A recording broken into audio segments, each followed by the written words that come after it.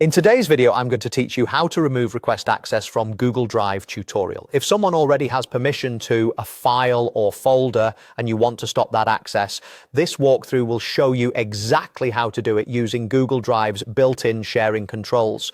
First, open your web browser and go to Google's homepage. From there, look for the Google Apps icon, the small grid of dots near the top right. Click it to open the app launcher and then select Drive to open Google Drive.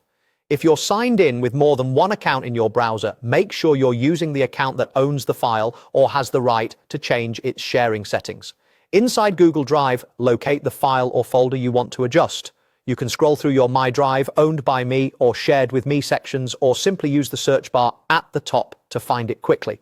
Once you've found it, select it and click the three dots labeled More Actions. This opens a menu of options specific to that item. Choose Share to open the sharing window.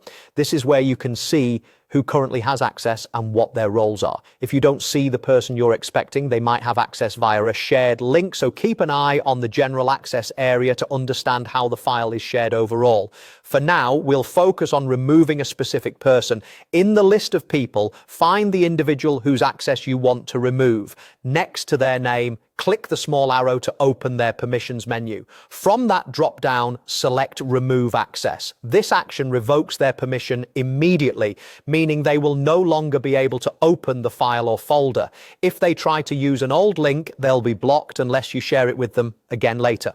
After you've removed access, confirm your change by clicking Save. Depending on your interface, you might see Done instead. The important thing is to finalize the update so the new settings take effect. You should now see that the person is no longer listed under the people with access. A couple of quick tips before we wrap up.